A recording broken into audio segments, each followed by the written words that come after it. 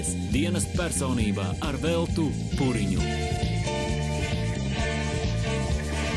Pirmajā stāvā Omons, saimnieku un uz rītu jau guļ mūsu biedri.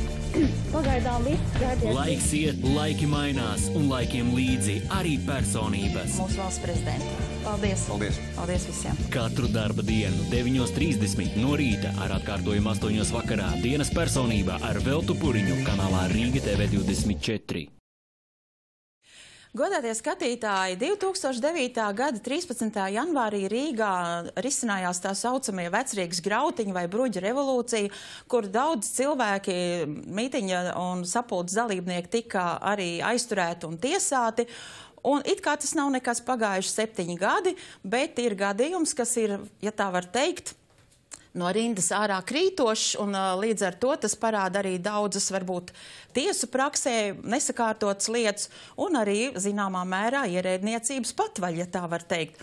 Un tūdēļ par to mēs runāsim arī plašāk, un studijā šobrīd ir jurists Ivars Redisons. Labdien. Un muzikants Ansis Atols Bērziņš. Sveika. Tā, un vispirms jau tas ir, Ansi, ar tevi saistīta lieta, jo tu biji viens no tiem aizturētajiem un savā laikā arī notiesāts. Varbūt tu pasaki, ko tu tur darīji tajos grautiņos, kas tev tur tāds bija, par ko tev tiesāja, un kad tev bija, nu, teiksim, tiesvedībai pielikts punkts? Jā, nu, es tos nesaucu par grautiņiem, es saucu par dumpi, ja, par revolucionāriem notikumiem.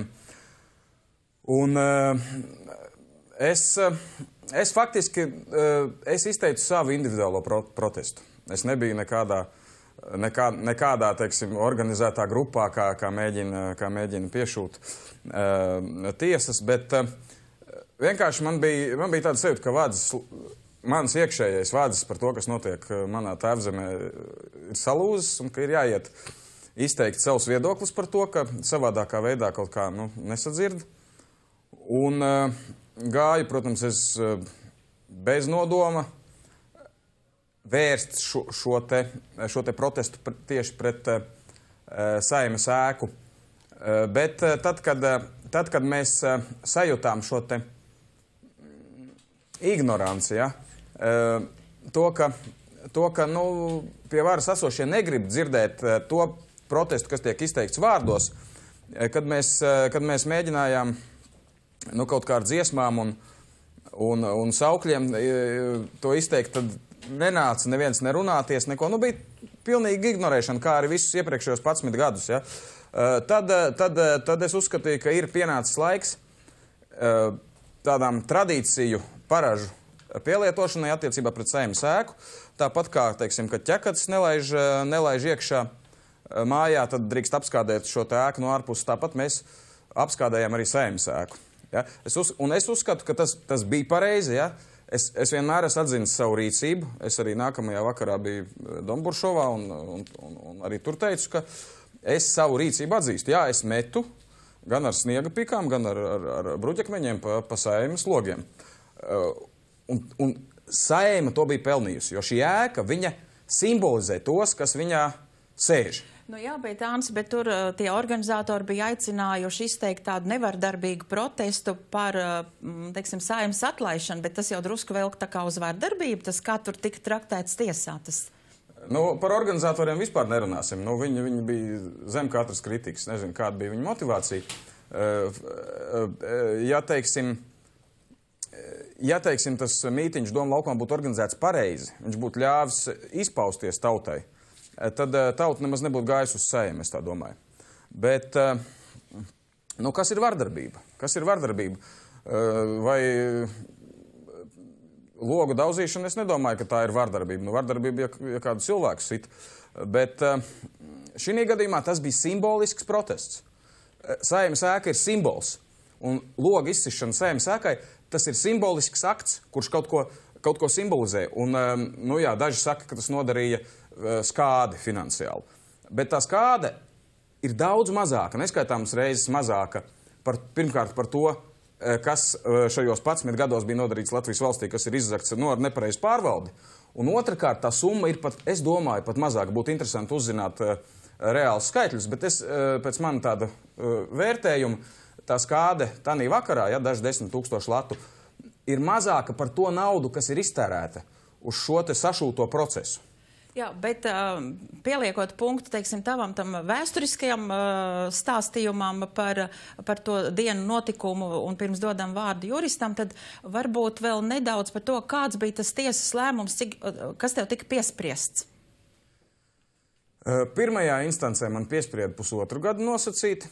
Tas ir, tā kā nav jāiet cietumā, saprotamā valodā. Jā, tas ir faktiski cilvēku neutralizēt, bet neizsaukt kaut kādas tautas dusmas. Tāds bija, es domāju, tāds bija tas pasūtījums. Jo, teiksim, Godmanis pirmajā vakarā teica, visi man sēdēs, pēc tam nomainījās uz Vienotību valdība, jā, un tad jau pasūtījums bija, kaut kādi piespiedu darbi vai tiem, kas neatzīst vainu, un es tiesā teicu, es atzīstu rīcību, bet es viņā nesaskatu vainu. Un tas arī viņus visvairāk tracināja. Ja? Šādiem cilvēkiem, kas pastāv uz šo te savu pozīciju, tiem piesprieda nosacītu. Ja? Un ko es gribu atzīmēt, ka visā tiesas procesa laikā varēja just, ka gan šīs tiesu sistēmas, gan prokuratūras, gan tiesas tā tendence, tas uzdevums šī procesa ietvaros bija taisni mūs pazemot, piespiest atteikties no saviem uzskatiem, piespiest atteikties no savas pārliecības, kāpēc mēs tur bijām 13. janvārī un kāpēc mēs darījām to, ko mēs darījām. Jā, bet pienākot pie šodienas, teiksim, atkal šis jautājums ir tā kā samilzis par to, vai tas 1 gads, tas nosacītais sots 1 gads un cik mēneši? 1,5 gads. Pusotrs gads. Pēc tam otrā instance pieliko 2 mēnešus klāt, tāpēc, ka es pārsūtu. 1 gads un 8 mēneši, tātad vai 7, ja? Cik tur sanāca? Un it kā viss ir taču... Viss ir izturēts, viss ir nosacīti izpildīts, ja tā var teikt, bet atkal ir samilzus šī lieta un atkal tev liek reāli cietumā. Jā, tā lieta ir tāda, ka 2005. gadā, ja es nemaldos, tika mainīts nosacītā soda nosacījumi. Un kopš tā laika it kā esot jāiet arī uz probācijas dienestu. Kāpēc it kā? Tāpēc, ka Ivars pastāstīs, kādi ir šie te, ka tur ir arī likuma kolīzijas dažas, tur nav tik viennozīmīgi, ja? bet ir normas, kas liek, ja? Un man arī izlasot šo te likuma normu bija skaidrs, ka tas probācijas dienas šī gadījumā, viņš ir vienkārši pazemošanas instruments.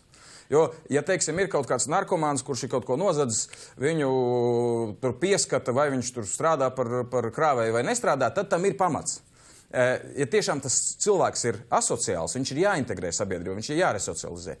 Bet, ja cilvēks principā ir sociāls, bet vienkārši viņš ir politiskā procesa rezultātā notiesāts, tad jau nekāda resocializācija, integrēšana nevar notikt. Tā ir vienkārši cilvēku pazemošana. Un puiši, kas aizgāja no mūsējiem, ja tāds Vanagjāns, viņi apstiprināja, ka tiešām tā tas arī ir. Un tāpēc es atteicos iet uz šo probācijas dienestu. Un viņi iesniedza tiesā pie tam nepiec piekritības, pārkāp visu, ko vien var pārkāpt, iesniedza tiesā izpildīt šo te nosacīto sodu reāli.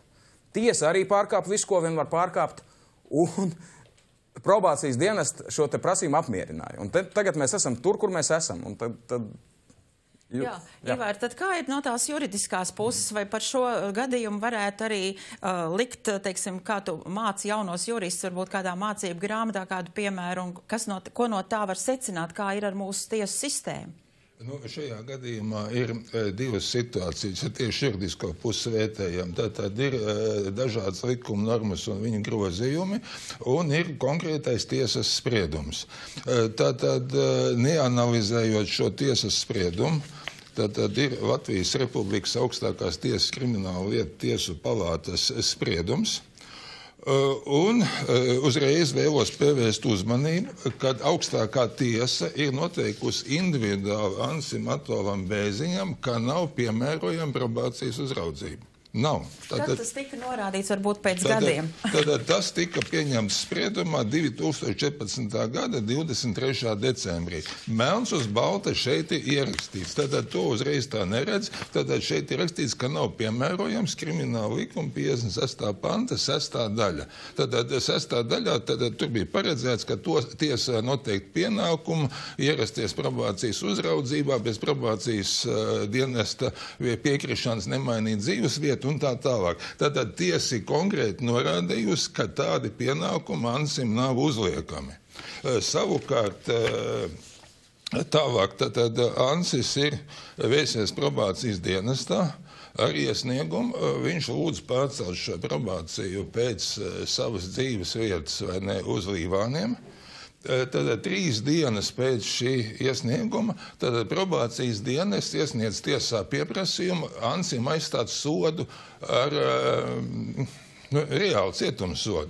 Un tātad, ko tas bija šogad pieprasīts? Šogad, pēc gada, kad, un 21. Decembrī, tad tiesnese Voronova tiesā ne pēc piekritības, tad, ja skatīt pa nosacīt notiesātiem, tas būtu jāskat pēc dzīvesvietas, tad Preļu tiesā. Un tad šī Voronova raksta, ka viņa esot iepazinusies ar spriedumu.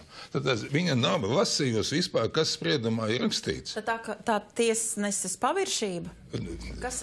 Tad šajā te gadījumā tur ir tīrākā probācijas dienesta atriebība Ansim Atovam Bēziņam par to, ka viņš uzdrošinājies prasīt, lai ievēro likumu. Un šeit ir salīdzināmas situācijas. Tātad ir grozījumi likumā, pieņemti grozījumi krimināla likumā, kuri vispār izslēdz tādu pantu, 225. panta 2. daļu no likuma. Par kuru es esmu notiesāts. Un tātad līdz ar to tiesa vērtējusi pēc tā pantu, viņa pat uzsvēra uz likuma redakcijā, kas bija spēkā līdz 2010. gada 31. decembrim. Šobrīd tāda likuma vairs nav. Konvencijas norāda, ka var sodīt pēc tā, kas paredzēts likumā. Tas ir kādas Eiropas Savienības konvencijas? Eiropas cilvēktiesību konvencija. Un arī krimināla likumā ierakstīts 5. pantā par kriminālu sodu piemērošanu laikā, un tur ir teikts, ja mainās likums, tad piemērojams jaunākais, mīkstākais, un tad šajā gadījumā, ja vairs likuma tāda nav, 2. daļas, tad pants sodīt nav pa ko. Un līdz ar to totālākā šī probācijas dienesta novaidība. Viņi pat nav izlasījuši, kas ir spriedumā, nav izlasījuši. Tiesas arī. Bet kur tas visi gadījies? Tātad 3. novaidība. Tātad ir grozīts šis likums, sodu izpildes likums, sodu izpildes kodeks. Tad te ir nonsens. 1970. gada 8. decembrī vēl Latvijas padomu Socialistiskās republikas augstākā padomē ir pieņemts labošanas darbu kodeks. Un tad šis kodeks līdz šim laikam Padomu Socialistiskā republika sen vairs neeksistē. Latvija Eiropas Savienībā no 1. janvāra 2015. gadā pilnībā viss šeit ir. Joprojām ir tas pats sodu kodeks, tikai pamainīts nosaukums, pēc kura tika nomocīts Gunārs Astra, un tagad mocīs Ansi Atola Bēziņu pēc tā paša padomu laika. Vispār tas ir absurds. Diezgan absurds. Jā, un visas tās lietas, tad tos grozījums sodu izpildes kodeksā, tur atkal vai ne totāls sviests. Un to kārto Laila Medina, Tieslietu ministrijas valsts sekretāre, kura pati tiesāta par novaidību, nosacīta, tad viņas novaidības rezultātā Latvijas valsts budžetam nodarīt kaitējums $3 miljoni. Un tagad ir jautājums, kāpēc Laila Medina neliek cietumā, un kāpēc liek cietumā Ansi Atola Bēziņu? Kādi, salīdziniet lūdzu, vai ne? Un tad kā var vadīt Tieslietu ministriju cilvēks, vai ne? Jā, viņai tagad šobrīd tie termiņi visi beigušies. Un te, ko bija šī grozījuma sodu izpildes likumā, atkal manipulācija. Tad uz Saeimu šis likuma projekts aizlaists ir steidzamības kārtībā, tad kas izslēdz iespēju iejaukties valsts prezidentam un sabiedriskām organizācijām, un anotācijā šī Laila Medina nemazam nav parakstījusies. Tad atkal ir totālākā manipulācija, un iegrūst iekšā ir koncepcija, mainās koncepcija, ka turpmāk vairs tiesa nenoteiks vai neko darīt ar nosacīt notiesātiem, bet vienpersoniski uzraugošais ierēdnis, kura lēmumi nebūs pārsūdzami. Tātad, tas, ko dara Vaila Medina Latvijas valstveni, tas ir prātam neaptverami. Un Latgales priekšpilsētas tiesā šobrīd par priekšsēdētāju Sandra Strence, kas arī iejaukta ir liela apmēra skandālos, tad ir viena firma nopirkusi pa 1 miljonu latu no viņa mazas zemes gabaliņu, un šobrīd Dānijā prokuratūra ir krimināla lieta pret banku, kas izdevusi aizdevumu šai firmai. Tātad šī firma tikai vienam darījumam izveidot. Un līdz ar to šeit saskatāms, ka Sandra Strence ļoti iespējami ir saņēmusi samaksu par kaut kādu pakalpojumu šādā veidā. Tad šeit savā starpā šī visa procedūra, ko dara Tieslietu ministrijas valsts sekretāra vietnieki ar Latvijas valstu un Saeimu, tas ir vienkārši prātām neaptveram. Bet tas nozīmē, ka likuma sistēmā ir kaut kas neloģisks vai kaut kādi tādi mazi grozījumi kaut kādos aktos vai likumos ir tādi noteicošie, lai uz tiem balstītos un īpaši pazemotu, teiksim, tos, kas meklē taisnību? Tātad šeit šobrīd ir absurds, vai ne? Tātad šie grozījumi, uz kura pamata tagad Ansi atsaucās, ka probācijas dienestam vienpersoniski esot bez tiesas iespējams noteikti ierobežojums, kurus vēlreiz uzsver augstākā tiesa Ansim Atovam uzsvērusi spriedumā, ka viņam nav ierobežojumi jānosaka. Jā, bet dīvainākais ir tas, ka tas viss ir noticis pēc kaut kāda zināma laika, kad viss it kā ir kārtībā. Tas tev pašam nebija pārsteigums, vai tev visu laiku tā tirpināšana notika? Nē, viss ir kārtībā skatoties no malas, jo visu laiku jau netiek informēta sabiedrība par to, kas notiek. Bet man nav bijis nevienu brīdi iespēja atslābt. Visus šos 7 gadus man, diemžēl, liela daļa sava brīvā laika ir nācies tērēt uz šīm muļķībām, teikšu, kā ir. Tas ir skaidrojoties ar valsts probācijas dienestu ierēdņiem? Ar probācijas dienestu tas esmu tikai sarakstījies pēdējo pusgadu, bet ar tiesām. Visu laiku jau gāja tiesas process. Šī gada vasarā es saņēmu tā saukto rīcības sēdes lēmumu, jo es biju iesniedzis arī kasācijas sūdzību. Kasācijas sūdzība netika pieņemta, kas arī ir interesanti. Pavasarī tas bija aprīlī, man tā šķiet. Lūk, faktiski redziet, tas arī ir faktiski valsts līmeņa problēma un skandaloza problēma. Tas, ka mums ir it kā 3 instances paredzētas, bet pēdējos gados šīs 3 instances ir samazināts uz 2. Ir izveidots tās sauktās rīcības sēdes, ja, kuras pēc tāda GOS plāna nepieņem lielāko daļu kasāciju. Un viņas vienkārši netiek pēc būtības skatītas. Faktiski paliek tikai divas instances, pie tam lielā daļā gadījumu sevišķi, ja Rīgā tas notiek izskatīšana, viņas ir samērā nekvalitatīvas, un tad attiecīgi tā taisnība ir tāda, kāda viņa ir tiesās. Bet kāpēc tieši juristu biedrība tā kā ir vairāk ieinteresējusies par šo gadījumu, vai tas par kaut ko liecina par kādu tālējošāku mērķi, ka kaut kas jāmaina šajā visā tiesvedības varbūt sistēmā vai tiesu varā? Redziet, Latvijā kopumā, kad iepazīstās likuma sistēma ir pareiza, un mēs varētu godīgi un civilizēti dzīvot bez varmācības, tas, kad ir atkāps, tad tā ir viena persona grupa, pasniedz visas lietas savādāk. Tas, ko Andris Bēziņš tā ļoti... ko viņš stāsta. Man arī no sākuma tas likās dīvaini, šī viņa attieksme, bet tad, kad iepazīstās ar likumiem un konvencijām, tad Ansim ir taisnība. Tad ierēģi nedrīkst uz plikiem apgalvojumu, viņiem ir jāpierāda, un vēl ir cilvēktiesību konvencijā 13. pāns, kurā ir paredzēts pat, ja ir viss likumīgi ierēģi darījuši. Tātad cilvēktiesības ir piemērojams neskatoties uz to, ka formāli tas likums kaut ko prasa.